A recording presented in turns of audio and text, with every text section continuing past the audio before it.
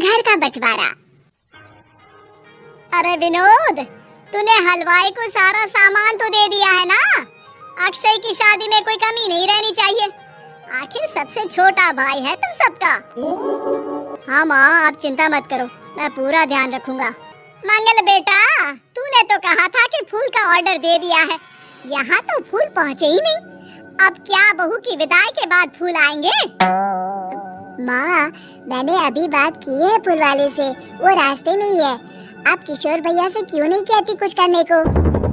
किशोर पहले ही मेरे बताए काम कर रहा है। पास के सभी रिश्तेदारों और मोहल्ले वालों को कार्ड वही तो देकर आया था। रिसेप्शन के लिए हॉल भी उसी ने बुक किया था। टेंट कुर्सी वालों को भी तो वही देख रहा है। पर कई मोहल्ले वाले तो हमारे भरे पूरे परिवार से जलते भी है, उन्हें बुलाने की क्या जरूरत थी? बेटा, शादी ब्याह में तो बुलाना ही पड़ता है, नहीं तो लोग क्या कहेंगे। दादी दादी देखो ना, हलवाई अंकल हमें लड्डू नहीं दे रहे, आप इनको डांटो ना। अरे चैन सुख दे देना बच्चों को लड्डू, क्यों तंग कर रहा है इन्हें?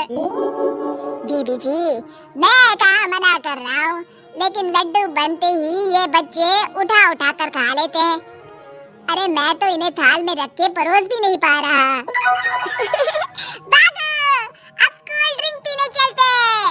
भागो भागो, अब कोल्ड ड्रिंक पीने चलते हैं। जैसे कि आप देख रहे हैं, आज इस घर के सबसे छोटे बेटे अक्षय की शादी है।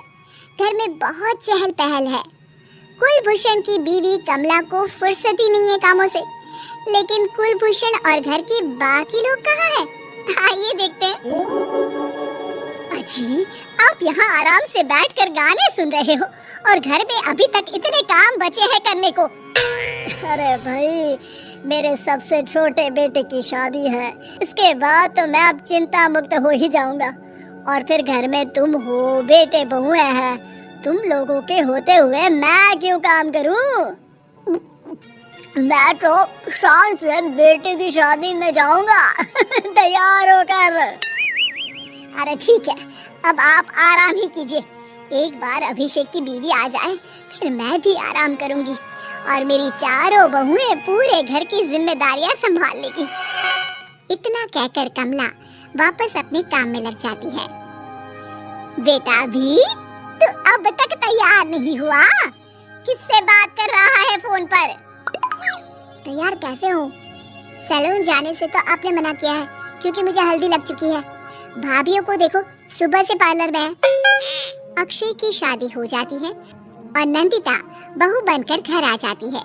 लेकिन इस घर की खुशियों को मानो किसी की नजर लग गई थी। नंदिता के आने के बाद आए दिन घर की शांति भंग होती रहती। अपने माँ बाप की इकलौती बेटी को इतने बड़े परिवार की जिम्मेदारियाँ कहाँ संभालनी थी? अभी देखो ना, मेरे हाथों की मेहंदी भी अभी नहीं उतरी है और तुम्हारी मम्मी ने मुझे घर के कामों में लगा दिया।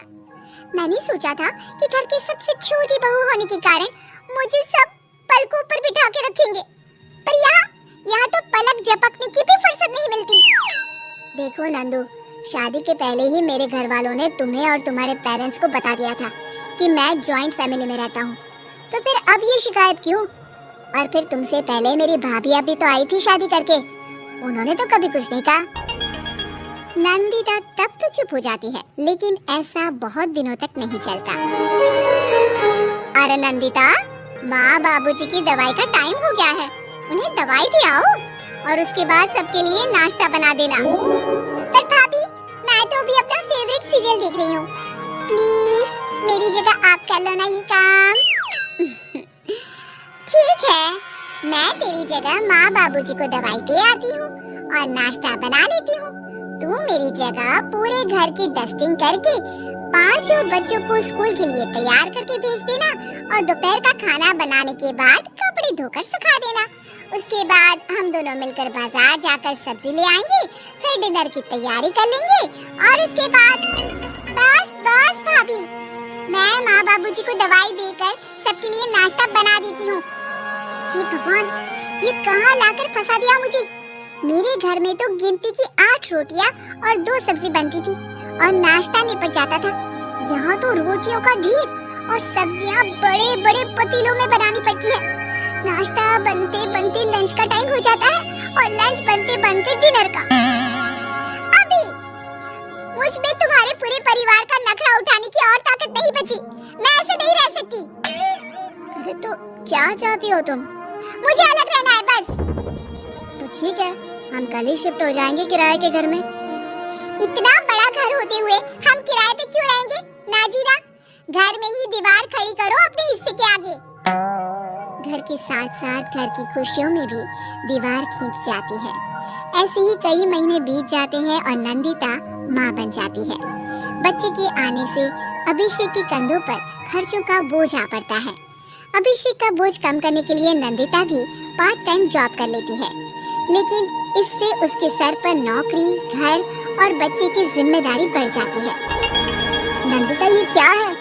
तुमने घर भी ठीक से साफ नहीं किया, ना ही मेरे कपड़े धुले हैं। चिंटू के बाल भी कटवाने जाना था, देखो उसके बाल कितने बढ़ गए हैं। अरे करती क्या हो पूरा दिन तुम? मैं करती क्या हूँ? तुम्हारा नाश्ता और लंच बनाने के बाद चिंटू को डे केयर सेंटर पर छोड़ कर आती हूँ, फिर खुद ऑफिस जाती हूँ। पूरा दिन काम करके आने के बाद बिना आराम किए बाजार से सब्जियाँ लेकर आती हूँ, घर आकर खाना बनाती हूँ, चिंटू को देखती हूँ और क्या करूँ मैं? तो किसने कहा था अपने सर पर इतने काम लेने को? मत जाओ ऑफिस। ऑफिस जाए बिना घर के खर्चे कहाँ से पूरे होंगे? चिंटू की डे केयर का खर्च, उसके लिए बेबी फूड का खर्च, प्रेस वाले का खर्च, ये सब तुम्हारी सैलरी से होता नहीं है। अगर परिवार से अलग नहीं होती तो इतनी मुसीबतें नहीं उठानी पड़ती तुम्हें। तुम्हें परिवार के साथ मिलकर काम करने में दिक्कत थी, लेकिन काम तो अब भी बहुत है तुम्हारे सर पर। चिंटू को भी डे केयर भेजने की जरूरत नहीं पड़ती। उसको गोद में खिलाने के लिए दादा दादी और घर के सभी बड़े होते। उसके साथ खेलने के लिए उसके भाई बहन भी होते। मेरे तीनों बड़े भाइयों के बच्चे भी बड़े हुए हैं, लेकिन बिना महंगा बेबी फूड खाए, क्योंकि मेरी माँ और भाभियाँ बहुत अच्छे से जानती है कि बच्चे को क्या खिलाना चाहिए। बिजली के बिल जैसे खर्चे भी सब मिलकर बांट लेते थे, लेकिन तुम्हें तो सबसे अलग रहने में ही मजा आता है। तो अब शिकायत क्यों करती हो? बस करो अभिषेक, बस करो। मैं मानती हूँ कि मैं गलत थी। मेरे एक गलत फैसले ने हमें बिल्कुल अकेला कर दिया है सबसे। एक घर में होते हुए भी हम बाकी परिवार से अजनबियों की तरह रह रहे हैं। अभिषेक और नंदिता की सारी बातें घर के बाकी लोगों को सुनाई दे रही थी। तभी कमला बोल पड़ती है। अरे नंदिता बहू, किसने कहा कि तुम अकेले हो? तुम्हारा इतना भरा पूरा परिवार है ना तुम्हारे साथ। हम तो बस ये चाहते थे कि तुम अपनी गलती समझ जाओ। अगर हम तुम्हें समझाते तो शायद तुम ना समझती, लेकिन अपनी गलती का एहसास तुम्हें खुद हो गया है, तो अब तुम समझ चुकी हो परिवार में एक साथ रहने का मोल क्या होता है। मम्मी जी, मुझे माफ कर दीजिए, अब ऐसा दोबारा कभी नहीं होगा। अरे माफी माफी बाद में, पहले मेरा पोता जरा मेरी गोद में तो दे, और तू जाकर सबके लिए चाय बना ला।